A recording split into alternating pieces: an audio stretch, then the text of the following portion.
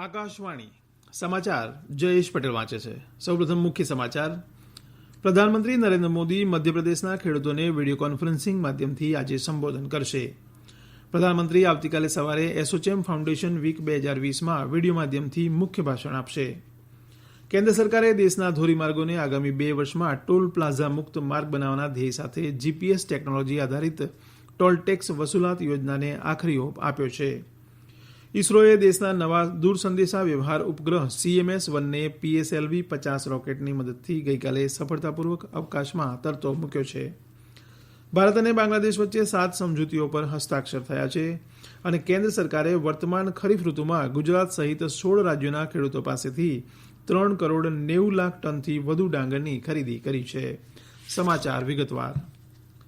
પ્રધાનમંત્રી નરેન્દ્ર મોદી મધ્યપ્રદેશના ખેડૂતોને વિડીયો કોન્ફરન્સિંગ માધ્યમથી આજે સંબોધન કરશે.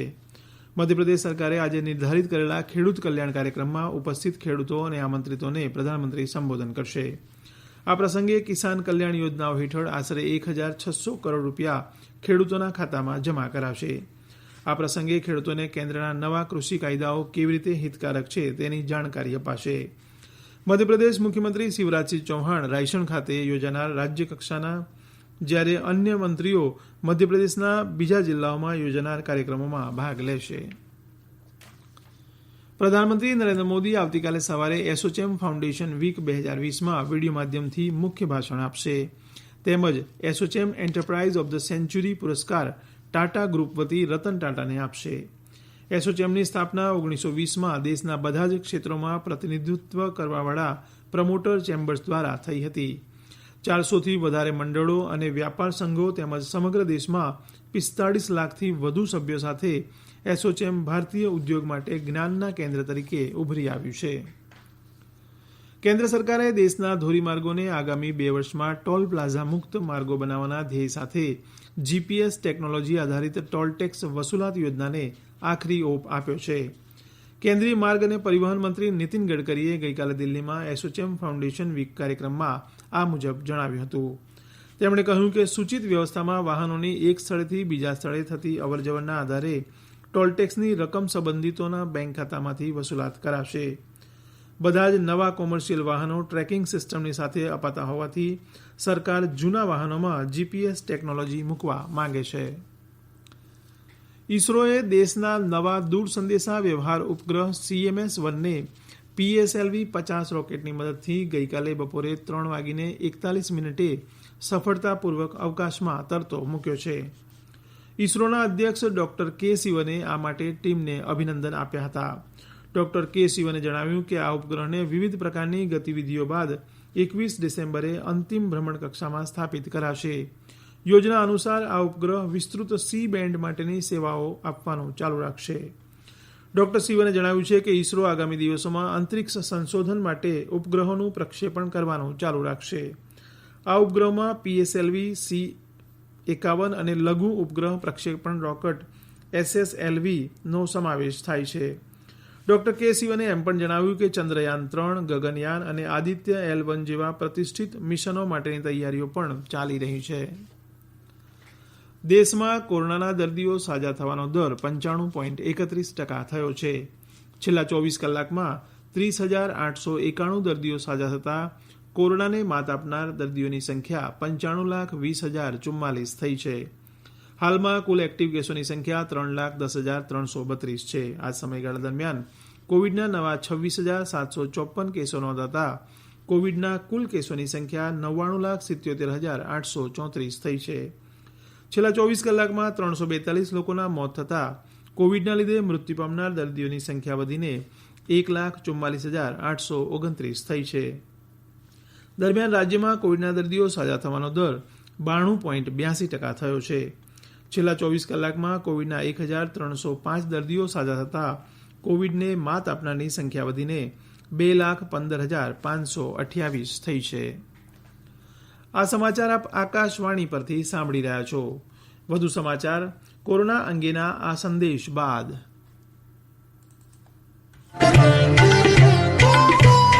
કોવિડથી બચવાના મહત્વપૂર્ણ 3 ઉપાય: માસ્ક પહેરો, 2 ગજનું સલામત અંતર જાળવો અને હાથ સાફ રાખો.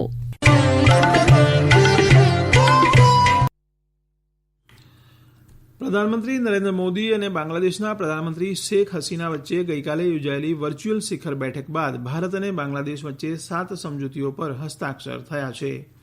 આ કરારમાં તેલ અને કુદરતી ગેસ ક્ષેત્ર, ઉચ્ચસ્તરીય શક્તિશાળી સમુદાય વિકાસ પ્રોજેક્ટ HICDP, બંને દેશોની સરહદો પર હાથીઓને બચાવવા, કચરા અને ગટરના દૂષિત પાણીના નિકાલના સાધન સામગ્રીના પુરવઠાનો સમાવેશ થાય છે.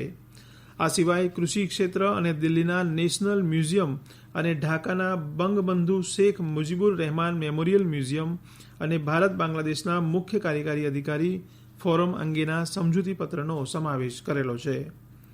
પ્રધાનમંત્રી નરેન્દ્ર મોદી અને બાંગ્લાદેશના પ્રધાનમંત્રી શેખ હસીનાએ ગઈકાલે યોજાયેલી શિખર બેઠક દરમિયાન ચિલ્લાહાટી હલ્દીબારી વચ્ચેના રેલવે માર્ગ પરનો રેલ વ્યવહારનો શુભારંભ કરાવ્યો. વર્ષ 1965માં ભારત અને પાકિસ્તાન દરમિયાન થયેલા યુદ્ધમાં આ માર્ગ બંધ કરવામાં આવ્યો હતો. આ ઉપરાંત સિંદબાદ રોહનપુર સહિત 4 રેલવે માર્ગોને મંજૂરી આપવામાં આવી છે. બંને નેતાઓએ પ્રાદેશિક અને આંતરરાષ્ટ્રીય મુદ્દાઓ પર પણ પોતાના મંતવ્યોની આપ-લે કરી હતી. બંને નેતાઓએ ભારત અને બાંગ્લાદેશમાં કોવિડ-19 રોગચાળાની પરિસ્થિતિની સમીક્ષા પણ કરી હતી.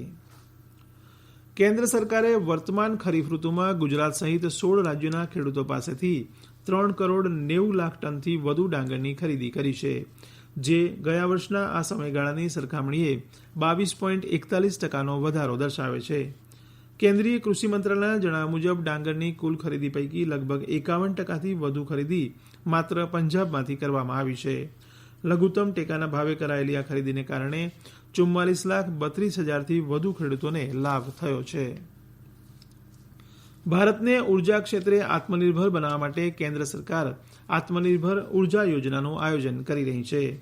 કેન્દ્રીય પેટ્રોલિયમ મંત્રી ધર્મેન્દ્ર પ્રધાને ગઈકાલે એસોચેમ ફાઉન્ડેશન વીક કાર્યક્રમમાં આ મુજબ જણાવ્યું હતું. તેમણે કહ્યું કે કેન્દ્રની આ યોજના હેઠળ દરેક નાગરિકને જરૂરિયાત મુજબ ઉર્જા પૂરી પાડવી, કાર્બન ફૂટપ્રિન્ટમાં ઘટાડા સાથે ભારતીયોના જીવન ધોરણમાં સુધારો કરવો એ બાબતો આત્મનિર્ભર ઉર્જા યોજનાના કેન્દ્રમાં રખાશે. તેમણે જણાવ્યું હતું કે ઉર્જા ક્ષેત્ર દેશના વિકાસમાં મહત્વની ભૂમિકા ભજવે છે અને ભજવતું રહેશે. મહારાષ્ટ્ર સરકારે જાણીતા સમાજ સુધારક અને મહિલાઓના શિક્ષણ માટે સમર્પિત સાવિત્રીબાઈ ફૂલેના જન્મદિવસની હવેથી મહિલા શિક્ષણ દિવસ તરીકે ઉજવણી કરવાનો નિર્ણય લીધો છે. રાજ્યના અન્ન અને નાગરિક પુરવઠા બાબતોના મંત્રી છગન ભુજબળે ટ્વિટર ઉપર આ મુજબ જણાવ્યું હતું.